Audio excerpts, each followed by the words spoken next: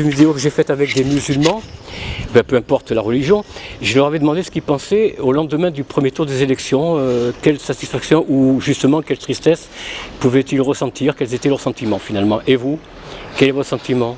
Êtes-vous heureuse, pas heureuse? Pas du tout. Pas du tout. Je ne peux pas dire pas heureuse parce qu'il y a d'autres choses qui rendent plutôt malheureuse. Mais bien sûr, bien sûr. Mais non, mais je suis filmée.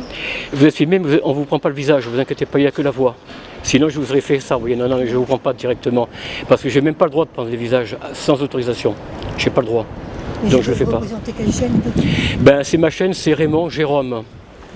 Raymond comme le prénom, Jérôme, alors c'est pas tout à fait pareil, c'est pas le Jérôme comme le prénom, c'est G-E-R-O-M, Jérôme, sans E. Guérôme si vous préférez.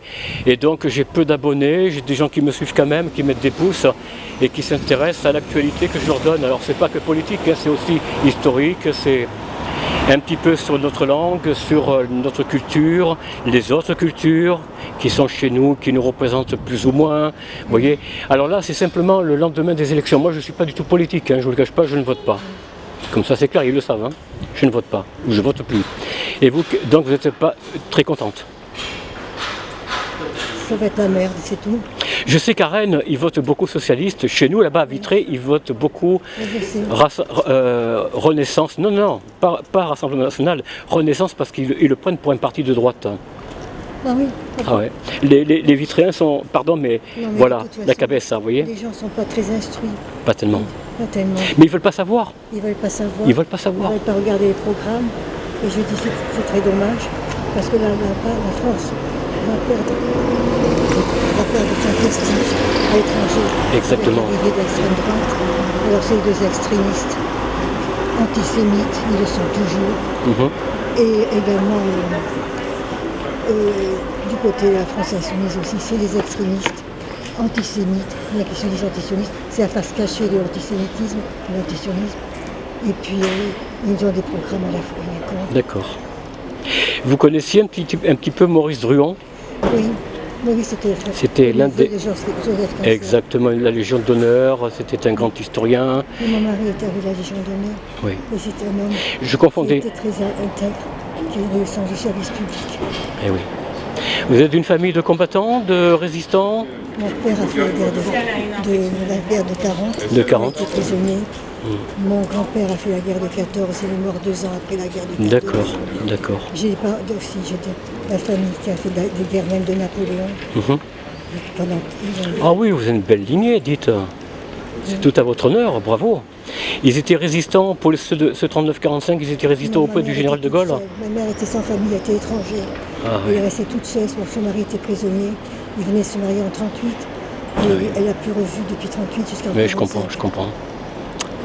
Ouais, c'est bien triste, effectivement. Oui, alors qu'on avait des gens intelligents, je trouvais au gouvernement, et là c'est des gens très politisés. Emmanuel Macron arrogant, n'était pas arrogant plus que les autres. Les autres, c'est la mort. Il joue son rôle, le Macron, vous savez. Il joue son rôle, il n'est pas nommé de lui-même, il ne s'est pas présenté par hasard, parce qu'il a été nommé par une élite qui est au-dessus de lui. Le plus proche que l'on sait de l'élite, c'est Jacques Attali.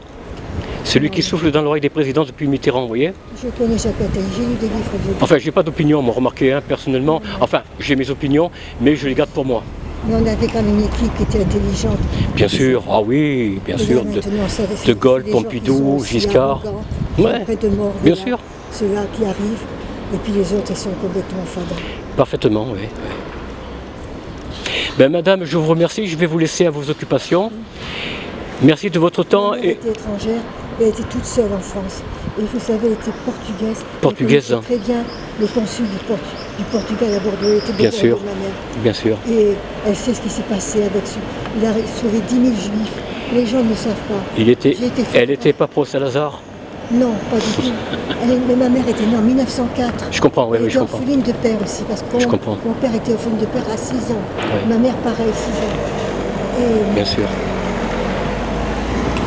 Je suis photographiée avec Suarez, justement, qui est venu à Bordeaux pour l'inauguration de statue, justement, à l'Institut Suzanne Elias, qui a sauvé 10 000 juifs, et qui maintenant au musée. Donc il est parmi les braves.